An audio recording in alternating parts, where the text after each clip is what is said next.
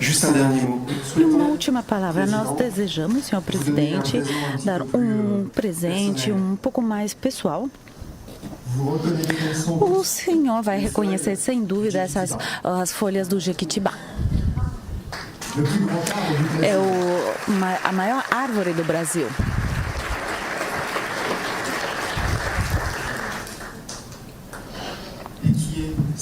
E que é o símbolo de longevidade.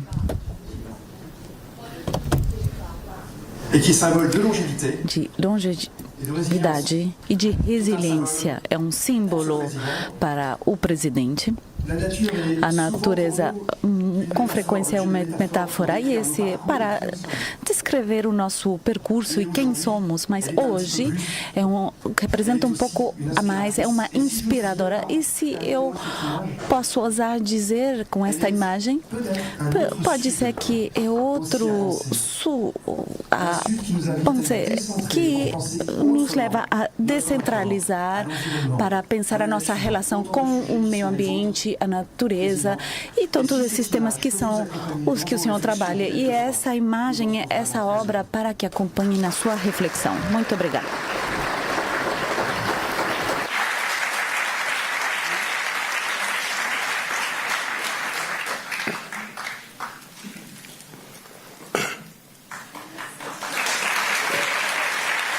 Quero cumprimentar o doutor Arnaud Lemay, presidente da Universidade de Paris 8, a professora da Universidade de Paris 8, Annick Allegret, Delphine Leroy e Armélie Andé, em nome de quem cumprimento todos os professores, alunos e alunas e profissionais dessa universidade. Quero cumprimentar minha querida companheira Janja e quero cumprimentar os meus ministros e ministras que estão aqui e, cumprimentando o meu chanceler Mauro Vieira, eu cumprimento todos os ministros. E antes de ler o meu pequeno discurso, eu queria dizer uma coisa para vocês. O Brasil é um país que poderia ser muito melhor, muito mais desenvolvido, se, na época necessária, a elite política que governava o país, a elite econômica, tivesse feito as coisas que tinha que fazer. Como vocês sabem, nós somos um país que foi o último a abolir a escravidão. Nós fomos o último a fazer a independência na América do Sul. Fomos o último a ter o direito de voto da mulher. E fomos o último a ter uma universidade federal. Enquanto o Peru teve a sua primeira universidade em 1554, o Brasil só foi ter a sua primeira universidade em 1920, que foi uma junção de várias faculdades e criada a Universidade do Brasil para dar um prêmio de doutor honoris causa ao rei da Bélgica, que ia visitar o Brasil em 1920. Numa demonstração clara de que a elite daquela época não tinha nenhum interesse que o povo brasileiro pudesse estudar. Os filhos dos ricos tinham algumas poucas faculdades e tinham dinheiro para viajar para a Europa para estudar. Os filhos dos pobres iam trabalhar ou cortando cana, ou plantando café, ou trabalhando na fábrica, sem nenhuma perspectiva de estudar. Essa era uma coisa muito grave, porque em 1918 a Argentina já tinha feito a sua primeira reforma universitária. Então eu fico imaginando que tipo de elite que tinha o Brasil, que não levava em conta a necessidade da formação do seu povo, até para que o Brasil se transformasse num país competitivo, do ponto de vista industrial, do ponto de vista acadêmico, do ponto de vista de competitividade, do ponto de vista de comércio. Mas não se pensava nisso. Quando, em 1932, São Paulo se rebelou contra o Estado Nacional e tentou fazer o chama de Revolução de 32, Revolução Constitucionalista, e perdeu para o governo federal, os paulistas resolveram criar a USP de uma forma genial. Eles tinham perdido a guerra e resolveram dizer que, mesmo perdendo a guerra, eles iam governar o Brasil pela inteligência. E fizeram a USP, que é até hoje a mais importante universidade brasileira, de muito valor. Ela é a única que está entre as 100 mais importantes do mundo, que eu tenho orgulho de estar comigo aqui, meu ministro da Justiça, o Ricardo Lewandowski, que acaba de ser nomeado professor emérito da USP. Ou seja,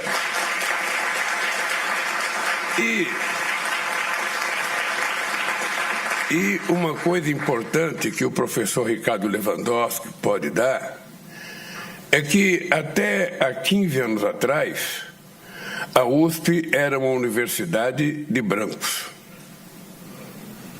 Tinha muito pouco gente da periferia estudando na USP. Depois das cotas, depois do FIES, depois do ProUni, e depois também da contribuição do governador de São Paulo, que hoje é meu vice, a periferia começou a frequentar a USP. E hoje nós temos 50% ou mais de estudantes da USP, sabe, da periferia, e muitos negros e pardos. Ou seja, a universidade brasileira, ela aos poucos vai ganhando a cara da diversidade do nosso país e vai tendo a cara do Brasil verdadeiro. O Brasil da miscigenação, sabe, de mistura de indígenas, negros, europeus, que transformou o Brasil nessa raça animal bonita que nós somos hoje, alegre e otimistas. Isso é um pouco da história do Brasil. Eu tinha uma obsessão, eu não tenho curso universitário, e eu tinha uma obsessão de que era necessário criar condições para que as pessoas mais humildes pudessem entrar numa universidade. E toda vez que a gente ia discutir, sabe, no orçamento da União, a gente percebia que o dinheiro já estava comprometido.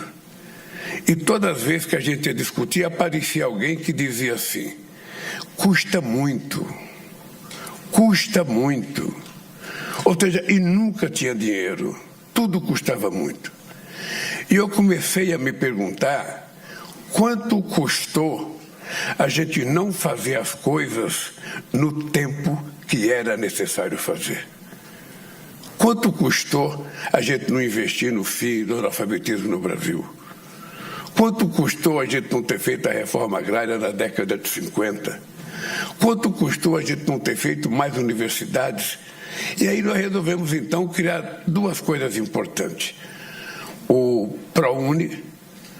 O ProUni é uma mágica, porque nós pegamos as dívidas que as universidades federais, que as universidades privadas tinham com o governo, e resolvemos transformar essa dívida em bolsa de estudos para que as pessoas da periferia, pessoas que tinham estudado em escolas públicas, pudessem, através dessa bolsa, ir para a escola. E foi uma revolução extraordinária, porque em menos de 2 anos e meio a gente já tinha mais de 2 milhões de jovens da periferia nas universidades brasileiras. E aí tinha um outro problema. Nós tínhamos uma coisa chamada FIES, que era um fundo de financiamento de bolsa de estudo, financiado por um banco brasileiro, que é a Caixa Econômica, um grande banco que cuida muito de habitação, saneamento básico. Mas quando o jovem ia precisar de dinheiro do FIES para poder pagar o seu estudo, o banco exigia um fiador. um avalista. Olha, todos vocês sabem que nem pai quer ser fiador do filho que é estudante, porque ele não sabe se vai pagar e o nome dele é que vai, sabe, entrar no processo. Então, o que nós fizemos foi uma coisa simples. O Estado assumiu a responsabilidade de ser fiador dos estudantes. E, com isso, nós colocamos mais de 2 milhões de jovens nas universidades brasileiras.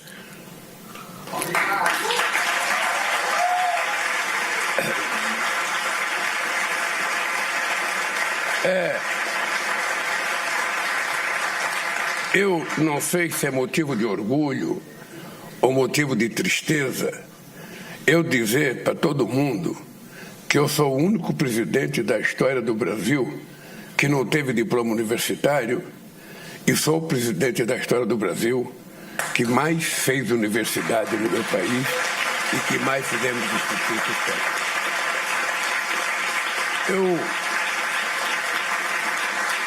Eu vejo isso como um pouco de orgulho pessoal, mas ao mesmo tempo com um pouco de tristeza de saber que o Brasil poderia estar num outro patamar se a gente tivesse feito as coisas corretas no tempo certo.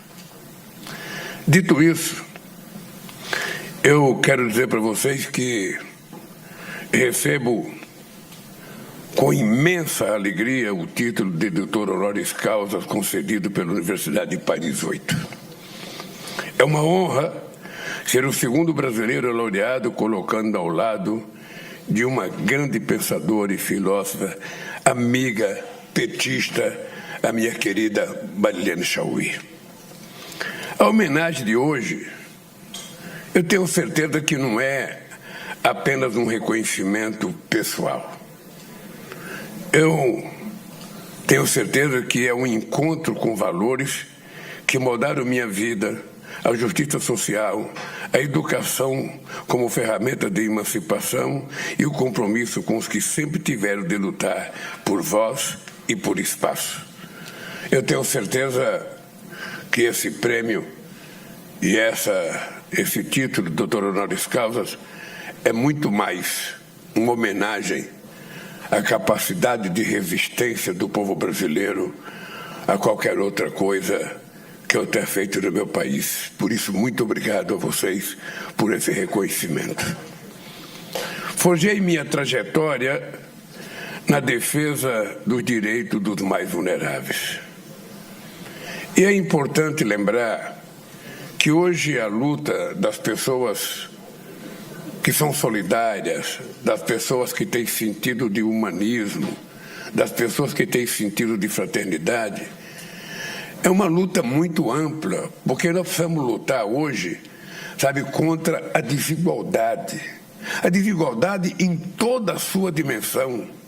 Não é apenas a desigualdade econômica, a desigualdade social, mas a desigualdade da educação, a desigualdade de raça, a desigualdade, sabe, de gênero, a desigualdade nas profissões, nas oportunidades. Ou seja, porque nós temos no mundo muita gente que escolhe o curso que quer fazer e faz. E nós temos outros milhões de pessoas que jamais poderão fazer um curso, porque nasceram para ser pobres. E não é normal que a gente aceite a ideia de que as pessoas nasceram para ser pobres. Como nem todo mundo pode ser jogador de futebol, nem todo mundo pode ser só com Cristiano Ronaldo, um Mbappé, um Messi, um Ronaldo, um Ronaldinho. Nós temos que acreditar na educação como forma de dar oportunidade a todas as pessoas. Então, o que me deixa muito feliz, mas muito feliz, é saber que no meu país uma filha de uma empregada doméstica, ela pode disputar um banco da universidade com a filha da sua patroa. Nós não queremos prejudicar ninguém, o que nós queremos é apenas oportunidade e dar a eles o direito de disputar as vagas em igualdade de condições. Você vê, esses dias, um filho de um coveiro de um cemitério famoso em São Paulo estava fazendo a Rio Branco para ser diplomata. Nós temos vices, ajudante de pedreiro, que já não quer mais ser pedreiro, aquela história que no Brasil tinha muito. Olha, nós vamos trazer as pessoas mais pobres do Nordeste para trabalhar de pedreiro em São Paulo, para fazer ponte, para fazer viaduto. Eles nem percebem que nós não queremos ser só pedreiro, só ajudante, que são profissões dignificativas ao ser humano. Mas nós queremos ter o direito de ser engenheiro. Nós queremos ter o direito de ser médico, nós queremos ter o direito de ser doutor também. O filho de um camponês que tem 10 hectares, ele tem o direito de ter o filho dele estudando na mesma universidade do cidadão que tem 50 mil hectares. E quem pode oferecer isso é o Estado. Somente o Estado pode garantir esse senso de oportunidade para todo mundo. E é isso que permeou e permeia a minha vida. E vocês sabem que esta universidade nasceu da esperança e da coragem do povo francês no calor das ruas de 1968. Construiu-se como resposta às exigências de uma juventude que sonhava com um mundo mais igualitário e um ensino mais acessível, crítico e conectado às realidades sociais. Acolheu estudantes de todas as origens como parte central do seu projeto. Paris 8 foi pioneira ao abrir as portas para os filhos da classe trabalhadora, os imigrantes, os que não tinham sobrenome famoso. Mostrou que o saber não é privilégio, é um direito. Eu queria lembrar vocês que eu também sonhava em ter 2 tipos de universidade no Brasil. Eu sonhava que a gente deveria ter uma universidade latino-americana, uma universidade que discutisse a cultura latino-americana, com professores latino-americanos, com estudantes latino-americanos, com funcionários latino-americanos. E criamos a UNILA, na cidade de Foz do Iguaçu, no estado do Paraná, que, se Deus quiser, estará pronta em 2026. Ela ficou parada durante todo o período do golpe da Dilma e durante o governo anterior, mas nós agora estamos investindo 800 milhões para que a gente possa terminar de construir uma universidade que é um sonho meu, de estabelecer uma cultura latino-americana para dirigentes latino-americanos. E somente com a juventude é que a gente pode começar esse movimento.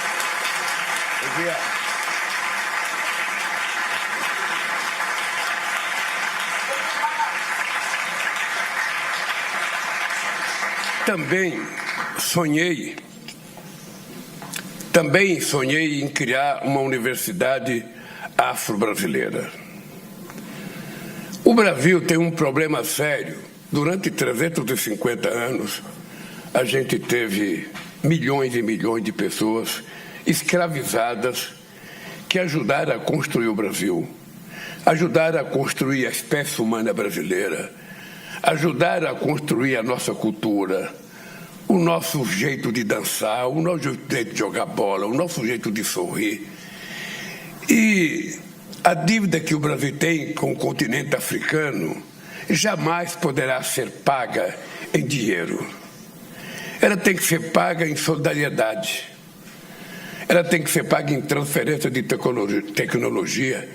E eu, então, resolvi criar uma universidade no Brasil. E ela foi criada na cidade de Redenção, no estado do Ceará, que foi a primeira cidade a libertar os escravos no Brasil. E também tem um campus avançado em São Francisco do Conde, na Bahia, sabe?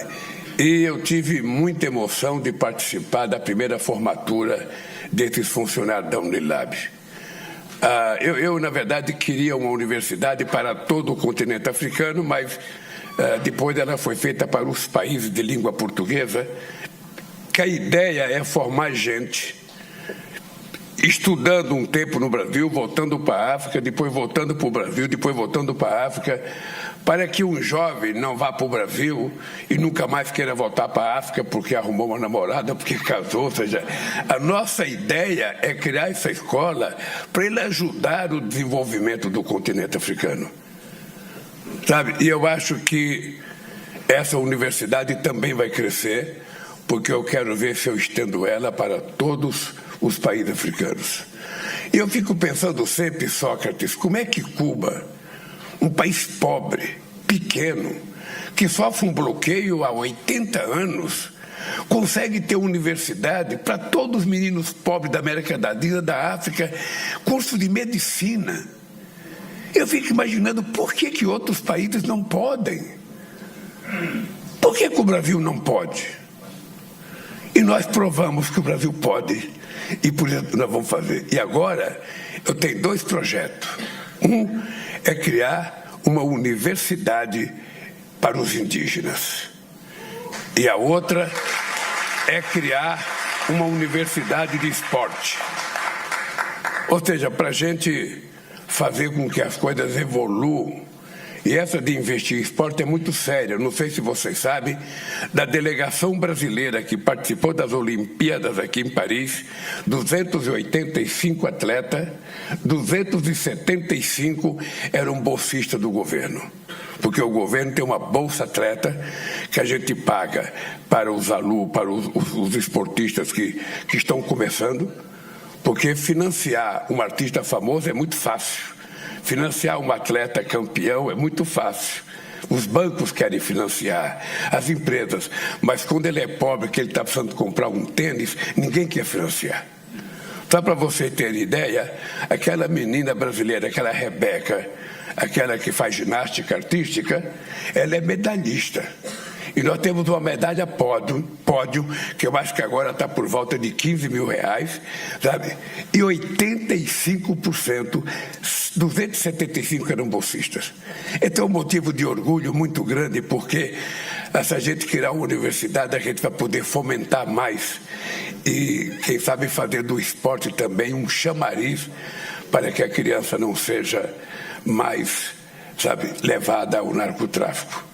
E também nós estamos investindo muito no ensino na escola de tempo integral.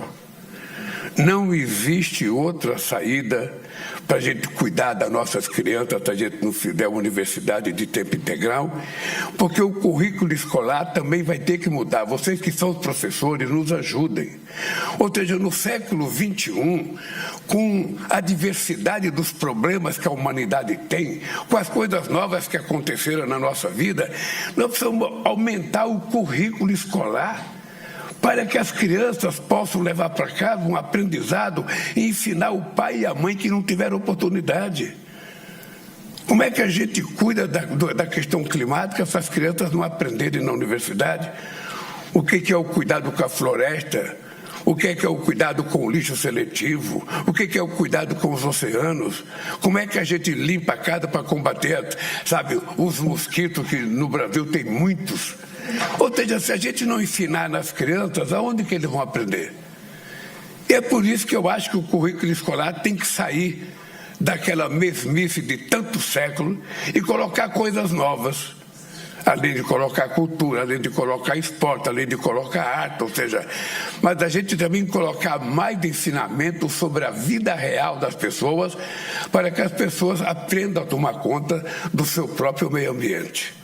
E isso é uma coisa que nós temos um compromisso muito sério.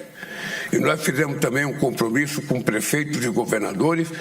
Até 2030, a gente quer ter 80% de todas as crianças do ensino fundamental alfabetizadas até o 2º ano escolar, que é o melhor período para a gente alfabetizar isso.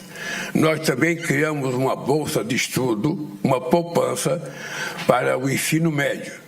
Nós descobrimos no ano passado que 480 mil jovens do ensino médio brasileiro desistiam do ensino médio para ajudar no orçamento familiar.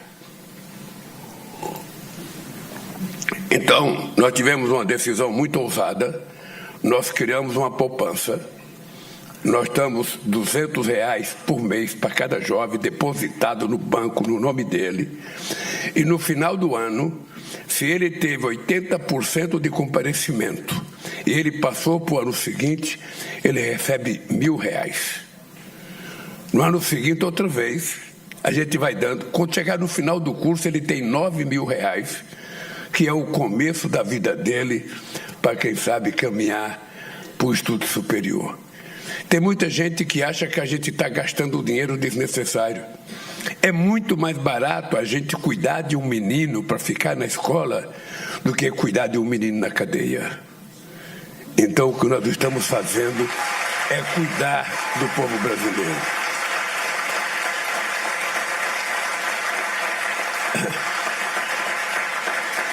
Aqui, grandes pensadores como Foucault, Deleuze, o cientista social brasileiro Josué de Castro e meu querido amigo Marco Aurélio Garcia ajudaram a formar um pensamento crítico que não aceita injustiça como destino e que está comprometido com a transformação social. Carrego comigo a convicção de que o papel da política não é administrar a desigualdade, mas enfrentá-la. No Brasil, que fundou suas primeiras universidades somente no início do século XX, o ensino superior sempre foi pensado e reservado para uma pequena elite. Foi preciso que o metalúrgico, sem diploma universitário, chegasse ao poder pelo voto popular para mudar essa situação. Tenho a honra, nos governos do Partido dos Trabalhadores, consolidamos um modelo de ensino mais aberto e inclusivo. Com a presidenta Dilma Rousseff, aprovamos a Lei de Ação Afirmativa, que mudou a cara dos egressos das universidades brasileiras. Em consulta com nossos povos originários, vamos criar a primeira universidade indígena até 2026. Essa revolução na educação é uma das ferramentas mais poderosas para romper o ciclo da fome e da pobreza que voltou a assolar o Brasil no governo do meu antecessor. A fome, como dizia Josué de Castro, é a expressão biológica dos males sociais.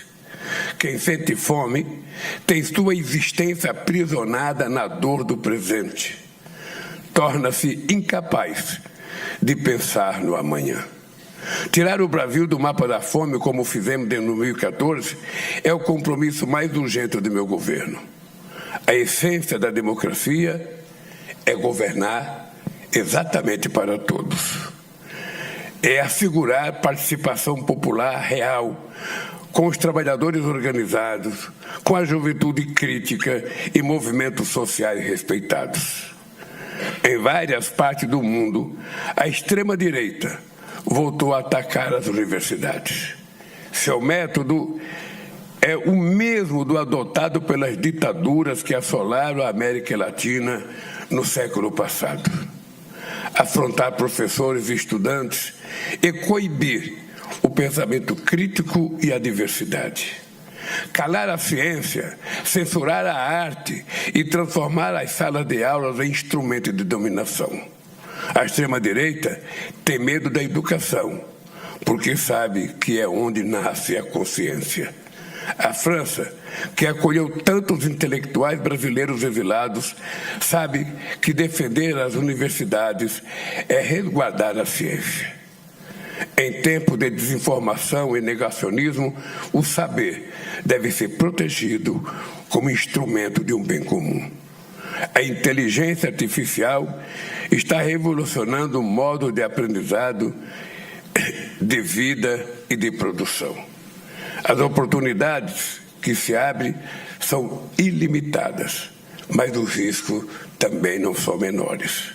A ausência de regulação das redes digitais só interessa às grandes corporações. A cúpula dos BRICS, que sediaremos no Brasil no mês de junho, vai adotar uma declaração sobre governança da inteligência artificial. É preciso colocá-la a serviço de todos e não a serviço de meia dúzia. A defesa do regime multilateral de clima é outro exemplo de como as soluções para os dilemas da humanidade passam de forma inequívoca pelo Sul Global. As universidades também têm um papel decisivo no enfrentamento da crise climática. De suas cátedras emanam os múltiplos alertas sobre os riscos ambientais que ameaçam o planeta. De suas salas sairão as jovens lideranças que unirão ciência, inovação e conhecimento tradicional para delinear os caminhos de uma transição ecológica justa. O pensamento crítico também caminha lado a lado com a luta anticolonial e o combate ao racismo, à misoginia, à xenofobia e todas as formas de discriminação. As universidades e o movimento estudantil seguirão como vozes da resistência intelectual aos horrores cometidos em todas as guerras. Não é possível permanecer indiferente ao absurdo da guerra na Ucrânia e do genocídio do povo palestino em Gaza.